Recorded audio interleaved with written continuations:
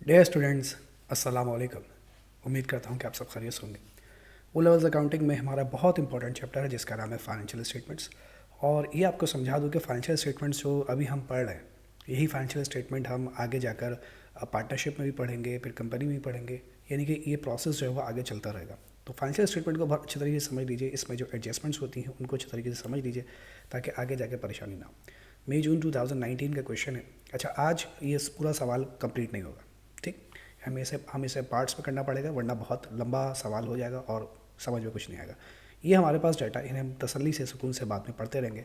सबसे ज़रूरी जो काम आपको करना है ना, पहले सबसे ज़रूरी वो है ये एडिशनल डाटा। ये जो एडजस्टमेंट में हमारे पास पॉइंट्स गिवन है, हमें सबसे पहले इन पॉइंट्स को यहाँ पर समझना है और इन पॉइंट्स को समझ के हमें पहले इसे सॉल्व कर लेना है। जब ये मामला हमारा हल हो जाएगा फिर हम आगे की तरफ चलेंगे, ठीक। अच्छा, पहले मैं इन पॉइंट्स को सॉल्व करने जा रहा हूँ, आगे की बातें हम बाद में डिस्कस करेंगे। ये पहले हमें इन्वेंट्री दी हुई है, इन्वेंट्री छोड़ दीजिए, इसे आगे सिर्फ हमें यूज़ करना है दो जगहों पर, ठीक है। एक हमें इसे इनकम स्टेटमेंट में यूज़ करना है और एक हमें स्टेटमेंट ऑफ फाइनेंशियल पोजीशन में। सिंपली इसकी वैल्यू दी हुई है, बस हमें इसे दो जगहों पर इसे यूज़ करना है। ये याद रखिएगा कौन सी दो जगहों पर यूज़ करना है, मैं इसे यहाँ पर हाईलाइट कर देता हूँ। ये हमारा इनकम स्टेटमेंट में भी जाएगा, ठीक, and statement of financial position, SOFP, ठीक है। स्टेटमेंट ऑफ फाइनेंशियल पोजीशन भी इसे कहते हैं प्यार से।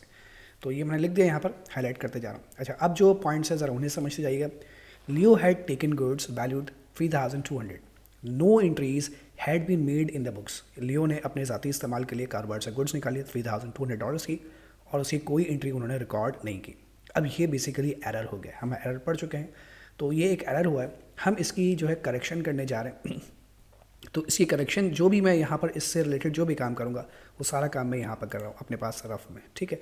तो मैं अभी बात कर रहा हूँ आपसे पॉइंट नंबर 2 के बारे में, ठीक है। एंट्री नंबर 2 जो है वो यहाँ पर लिख देता हूँ मैं, पॉइंट नंबर 2। हम पॉइंट नंबर 2 को यहाँ पर डिस्कस कर रहे हैं और क्या डिस्कस कर रहे हैं उससे रिलेटेड। यहाँ पर एक एरर हुआ है, ठीक है। पर्सनल यूज़ के लिए गुड्स निकालिए। जब आप पर्सनल यूज़ के लिए गुड्स निकालेंगे उसकी एंट्री नहीं बनाई, अब याद आ गया साल के आखिर में, चलो अब बना लेते हैं। तो अगर हम उसकी अब एंट्री बनाएंगे, अब थोड़ा हम जल्दी बनाएंगे, तो हमारे कारोबार से गुड्स गई है, परचेजेस, यानी कि गुड्स जो हमने खरीदी थी वो हमारे कारोबार से चली गई, यानी मर्चेंडाइज चले गई।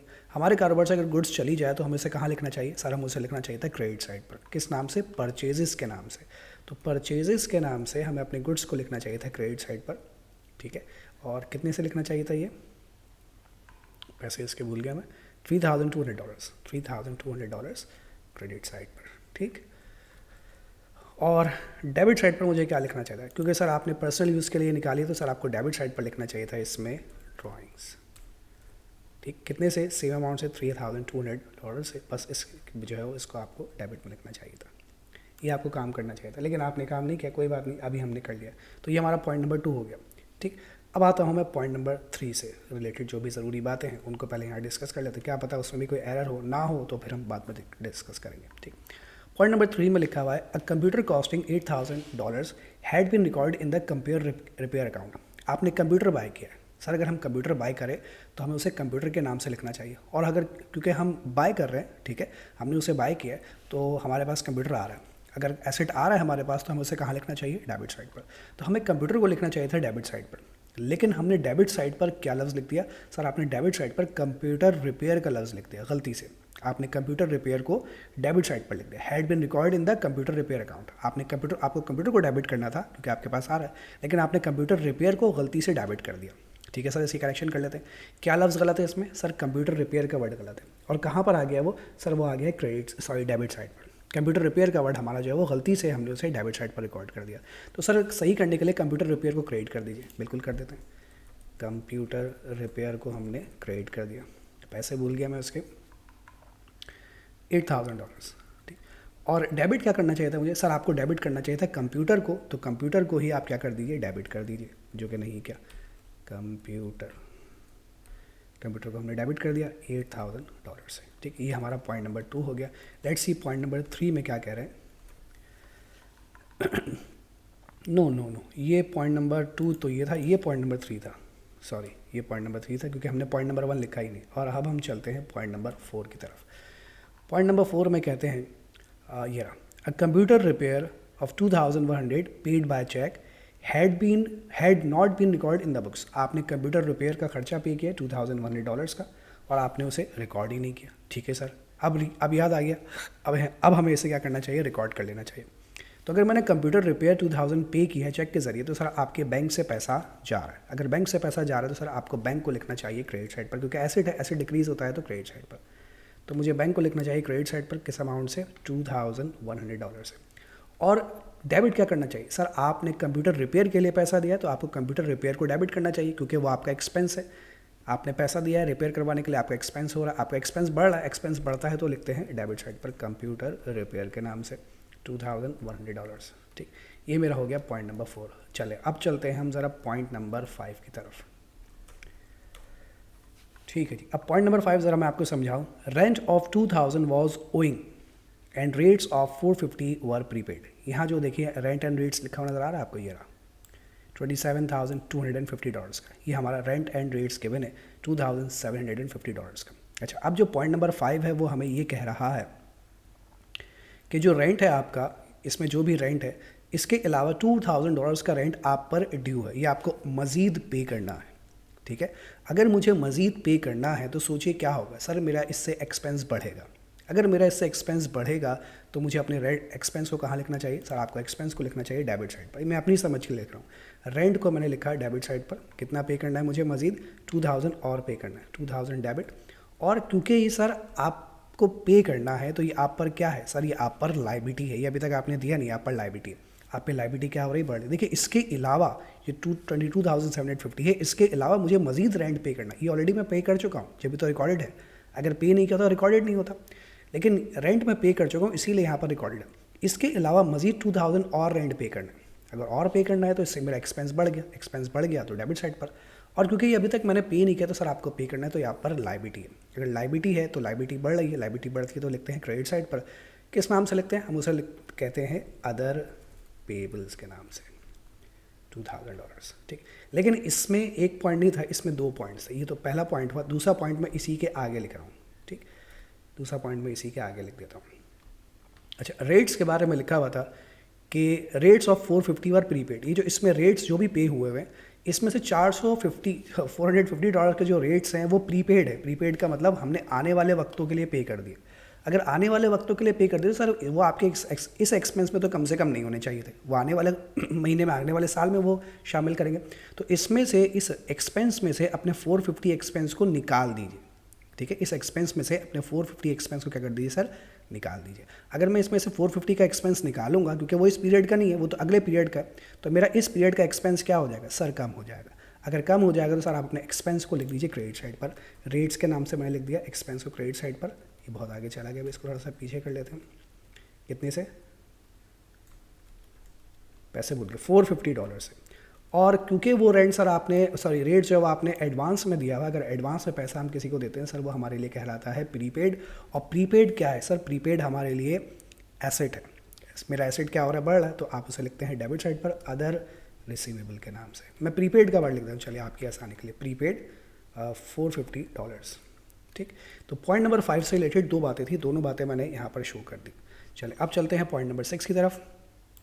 पॉइंट नंबर 6 में कह रहे हैं मार्केटिंग एक्सपेंस। पहले देखते क्या ऊपर मार्केटिंग एक्सपेंस है कहीं पर, मार्केटिंग एक्सपेंस कहीं तो होगा यार, जब उसने जब दिया है पता नहीं, नज़र नहीं आ रहा। मार्केटिंग ये रहा, मार्केटिंग एक्सपेंस $12,600 कह रहे हैं। इसके अलावा कह रहे हैं marketing expense included a payment of $700 for 6 month campaign ending June 30, 2009। वो कह रहे हैं कि इसके अलावा आपका जो मार्केटिंग एक्सपेंस है उसमें $700 ऐसे हैं जो 6 महीने के। ठीक है, $700 इसके अंदर शामिल है जो कि 6 महीने के। और वो जो 6 महीने हमारे एंड होंगे वो कब एंड होंगे, 30 जून 2019 पर हमारे एंड होंगे। अच्छा, अभी हम बात करते हैं कि हमारा पीरियड कब एंड हो रहा है, 31 मार्च 2019 पर हमारा पीरियड एंड हो रहा है। ठीक है, और ये जो पैसे हैं कैंपेन के कितने हैं, $700, वो 6 महीने के। इसका मतलब, और वो एंड कब हो रहा है, June 30, 2019 पर एंड हो रहा है। तो 6 महीने का पीरियड जो ये बनता है, जिसके $700 आपने पे किए, कब से स्टार्ट हुआ होगा। ये 6 महीने कुछ ऐसे बनते हैं, जनवरी, फरवरी, मार्च। ठीक है, मैं ऐसी अपनी समझ ले रहा हूँ, अप्रैल, मई, जून। ये 6 महीने का पीरियड कुछ यूँ बनता होगा मेरे ख्याल से। वो 6 महीने के जो बात कर रहे हैं, जो कि जून में जाकर एंड हो रहा है, वो जनवरी से शुरू हुआ होगा और जून में जाकर वो पैसे ख़त्म हो जाएंगे, यानी वो पीरियड हमारा एंड हो जाएगा। उस 6 महीने के लिए हमने कितने पैसे पे किए सर? आपने $700 पे किए। 6 महीनों के लिए आपने $700 पे किए, ठीक है। क्या 6 महीने हो गए पूरे? नहीं सर, हमारा तो पीरियड कब एंड हो रहा है? 31 मार्च, यानी कि हमारा पीरियड यहाँ पर एंड हो रहा है, जनवरी फरवरी मार्च। हमने अभी एडवर्टीज़मेंट के, मार्केटिंग के अपने सिर्फ 3 महीने इस्तेमाल किए, तो खर्चा भी इस पीरियड का जो हमारा एक्सपेंस है वो कितना है? वो सिर्फ 3 महीने का इस पीरियड का एक्सपेंस है। बाकी जो 3 महीने का एक्सपेंस होगा वो मेरा नेक्स्ट पीरियड में चला जाएगा। तो अभी हमने ये बात पढ़ी थी, हम शुरू से ये बात पढ़ते हुए आ रहे हैं कि हम जिस पीरियड में हैं हमें सिर्फ उसी पीरियड का अपना एक्सपेंस रिकॉर्ड करना है, बाकी एक्सपेंस हमारा इस पीरियड का नहीं है। तो सर ये जो $700 का आपका एक्सपेंस जो कि इसके अंदर लिखा हुआ है, इसमें से $700 में से आधा एक्सपेंस जो है वो आपका अगले पीरियड का है। तो इसमें से अपने अगले पीरियड के एक्सपेंस को क्या कर दीजिए सर? निकाल दीजिए, ठीक है। वो मेरे इस पीरियड के एक्सपेंस में शामिल नहीं होना चाहिए सर, वो अपने इस पीरियड के एक्सपेंस में से वो अपना एक्सपेंस निकाल दीजिए। $700, ये सिर्फ $700 की बात हो रही। तो इस $700 में से आधा करूँ अगर मैं इसका, तो कितना बनता है? 350 करके देखिए, आप अपने कैलकुलेटर में डिवाइड करके देखिएगा। 700 को जब आप आधा करेंगे, क्योंकि 3 महीने अभी हुए हैं, आधा साल हुआ है, तो इसमें से आपको सिर्फ आधा जो रेंट है वो मार्केटिंग का खर्चा है वो इस पीरियड का है, और जो बाकी आधा खर्चा है वो नेक्स्ट पीरियड का है। और नेक्स्ट पीरियड अभी आया नहीं, तो उसूलन हमारा कानून ये कहता है कि जिस पीरियड में आप मौजूद हैं, मैचिंग प्रिंसिपल ये कहता है जिस पीरियड में आप मौजूद हैं, जिस मंथ तक आप मौजूद हैं, उस मंथ तक का ही एक्सपेंस लीजिए, उसके आगे वाले खर्चों को रिकॉर्ड मत कीजिए इस पीरियड में। वो आने वाले पीरियड में वो खर्चे शामिल किए जाएंगे। तो इसका आधा कितना बनता है? $350। तो इसमें से मुझे अपने एक्सपेंस को क्या करना है? बढ़ाना है या कम करना है? ये $700 इसके अंदर शामिल है, मेरे मार्केटिंग एक्सपेंस के अंदर ये 700 शामिल है। सर आपको अपने इस एक्सपेंस में से पैसे कम करने हैं, मुझे अपना एक्सपेंस क्या करना है? कम करना है। अगर मुझे अपना एक्सपेंस कम करना है तो मैं अपने एक्सपेंस को कहाँ लिखूंगा? सर अगर आपका एक्सपेंस कम होता है तो हम एक्सपेंस को लिखते हैं क्रेडिट साइड पर, पॉइंट नंबर 6 पर आ गए, ठीक है। किस नाम से? मार्केटिंग एक्सपेंस के नाम से। मेरा एक्सपेंस कम होगा तो मार्केटिंग एक्सपेंस को क्रेडिट साइड पर लिखूंगा। कितना कम होगा? $350। और ये जो मेरा मार्केटिंग एक्सपेंस है वो इस पीरियड का नहीं है, जो $350 है वो नेक्स्ट पीरियड का है, अगले पीरियड का है, यानी मैंने एडवांस में दिया हुआ है। अगर पैसा मैंने एडवांस में दिया तो वो मेरे लिए क्या कहलाता है? सर वो आपके लिए कहलाता है प्रीपेड, और प्रीपेड आपका एसेट है। मेरा प्रीपेड क्या हो रहा है? बढ़ रहा है। प्रीपेड मेरा बढ़ेगा तो मैं इसे लिख दूंगा डेबिट साइड पर $350 है, ठीक है जनाब। ये मेरा पॉइंट नंबर 6 हो गया। अब चलता हूँ मैं पॉइंट नंबर 7 की तरफ। आइए भाई, यहाँ थोड़ी सी बात हम समझेंगे। ये मैं मिटा रहा हूँ यहाँ से, इसका काम ख़त्म हो गया। अच्छा जी, बैंक लोन, मेरे पास 2 बैंक लोन है यहाँ पर देखिए, एक 5% है और एक 4%। ये सारी बातें आप यहाँ पे ज़रा गौर से समझिएगा। बैंक लोन मेरे पास 2 हैं, पहले मैं इन दोनों ही कैलकुलेशन करता हूँ। ये जो बैंक लोन है 5%, ये मैंने कब लिया था? ये मैंने लिया था 2016 में लिया था, ठीक है। 2016 से 2017 एक साल होगा, फिर 2017 से 2018 दूसरा साल हुआ होगा, और फिर 2018 से 2019 जहाँ पे आकर अभी एंड हो रहा है, ये मेरा तीसरा साल है। यानी लोन लिए हुए मुझे 3 साल हो चुके हैं, और ये कब ख़त्म होगा? 2019 जून में, इसी साल ख़त्म होने वाला है, लेकिन जून में ख़त्म होगा, अभी तो सिर्फ मार्च हुआ है, ठीक है जनाब। तो इस साल का जो जब मेरा पीरियड एंड होगा तो इस साल मुझे पूरा, इस पे तो पूरा इंटरेस्ट पे करना है, क्योंकि मेरा पूरा साल इस्तेमाल हुआ है, ठीक है। तो 20,000 मेरा जो है वो क्या है? लोन का अमाउंट है। इस पे कितने % इंटरेस्ट पे करना है आपको? सर इस पे आपको इंटरेस्ट पे करना है 5%, मल्टीप्लाई बाय 5 डिवाइडेड बाय 100 कर दीजिए।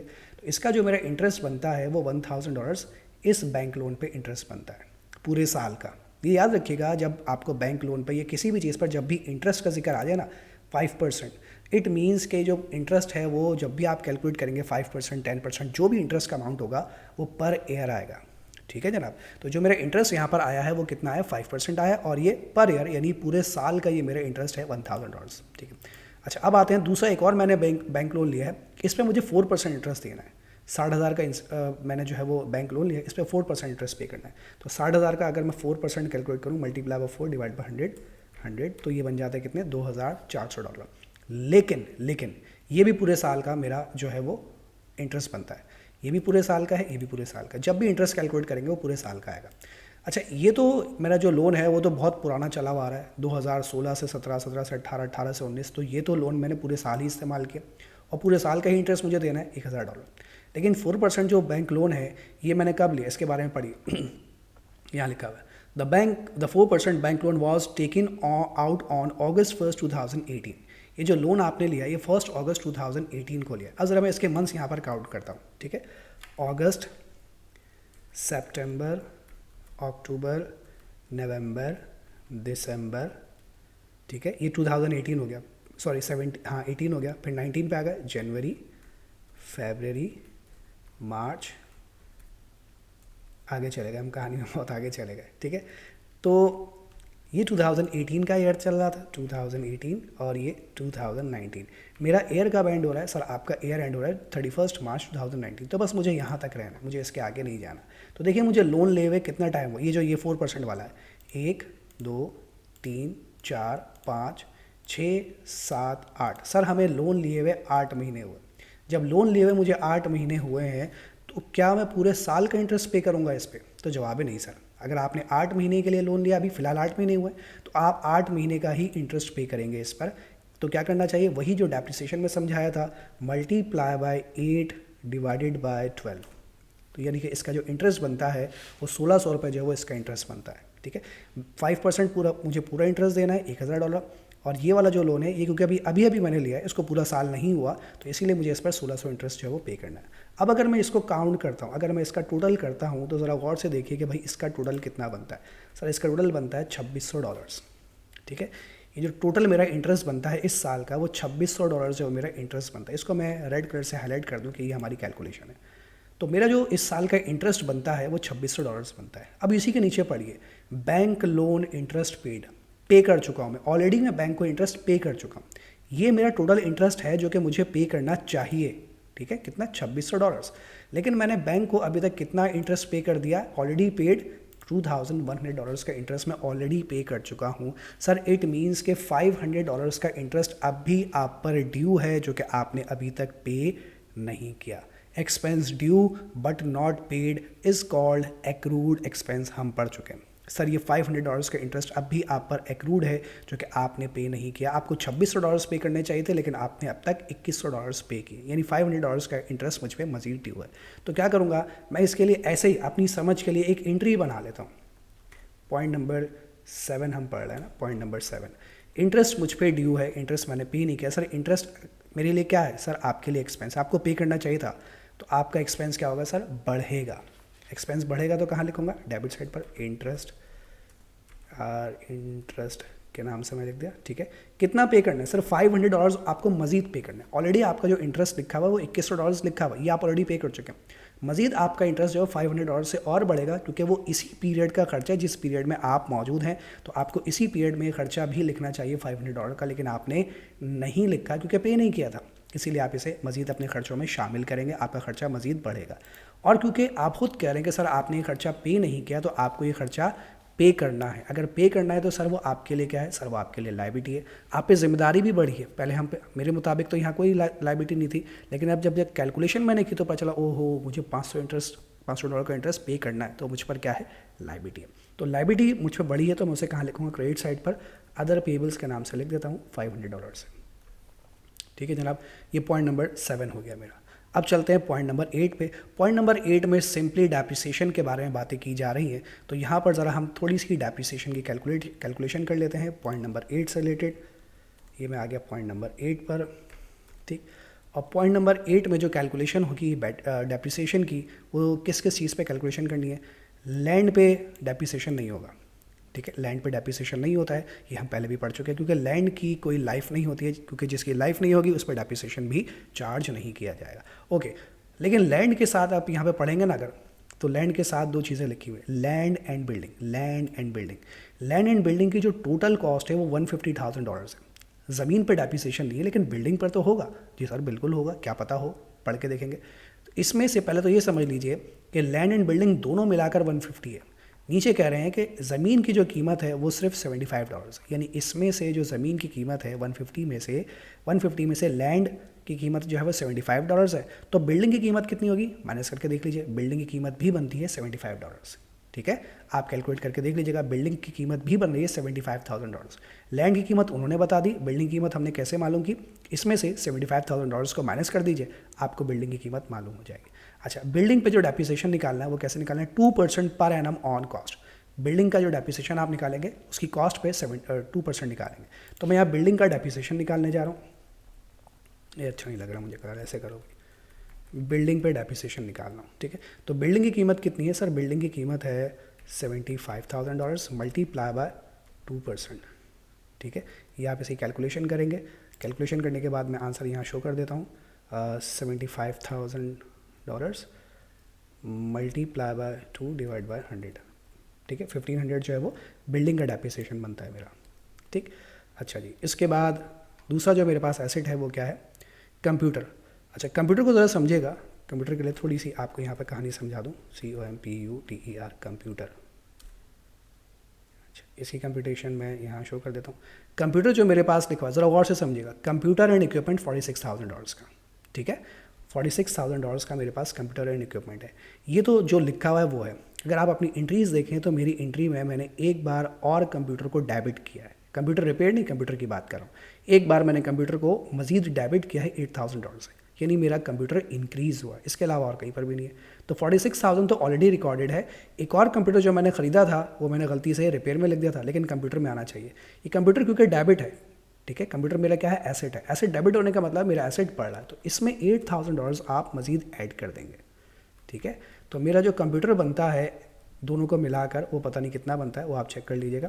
46,000 प्लस 8,000, इस पर मुझे डेप्रिसिएशन निकालना है, ठीक है। इस पर मुझे डेप्रिसिएशन निकालना है, लेकिन कौन से मेथड से निकालना है, वो मुझे निकालना है डिमिनिशिंग यानी रिड्यूसिंग बैलेंस मेथड से, 20% रिड्यूसिंग बैलेंस मेथड से। रिड्यूसिंग बैलेंस मेथड मुझे क्या कहता है, रिड्यूसिंग बैलेंस मेथड ये कहता है कि जो भी आपके एसेट की कॉस्ट है, इन दोनों को मिलाइए, कितने बन जाते हैं, 46,000 प्लस 8,000, ये बन जाते हैं इज इक्वल टू 54,000। ये बन जाते हैं कितने भाई, 54,000। इस 54,000 में से ये क्या आ गई, कंप्यूटर की कॉस्ट आ गई, इसमें से इसके एक्यूमुलेटेड यानी प्रोविजन फॉर डेप्रिसिएशन को माइनस कर दीजिए। प्रोविजन फॉर डेप्रिसिएशन इसका कितना है, 18,000, ये इसमें से माइनस कर दीजिए, ठीक है, ये इसमें से माइनस कर दीजिए। और माइनस करने के बाद जो आंसर आएगा वो कहलाएगी इसकी बुक वैल्यू, और आप उस बुक वैल्यू पर जो है वो रेट अप्लाई कर देंगे।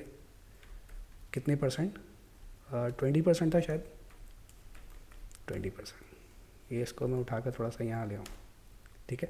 आई रिपीट, कंप्यूटर को दोबारा समझ लीजिए। $46,000 का कंप्यूटर ऑलरेडी मेरे पास मौजूद था। अपनी एंट्रीज में मैंने एक बार कंप्यूटर को मजीद डेबिट किया। कंप्यूटर डेबिट होने का मतलब मेरे पास एसेट बढ़ा है।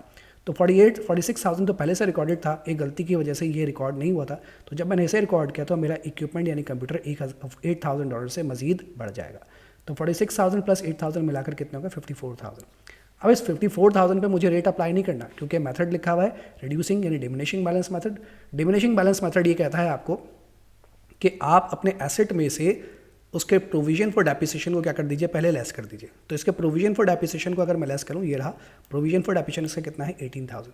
ये माइनस करने के बाद जो भी आंसर आएगा, अब आप उस पर जो है वो रेट अप्लाई करेंगे। तो अब आप यहाँ पे कैलकुलेशन देख लेते हैं, 54,000 माइनस, फिर इसको डायरेक्ट करना पड़ेगा, पहले कर लेता हूँ इसको। 54,000 माइनस 18,000, ये कितने हो गए, 36,000। 36,000 पे 20% रेट अप्लाई कर दिया। 36,000 मल्टीप्लाई बाय 20 डिवाइड बाय 100।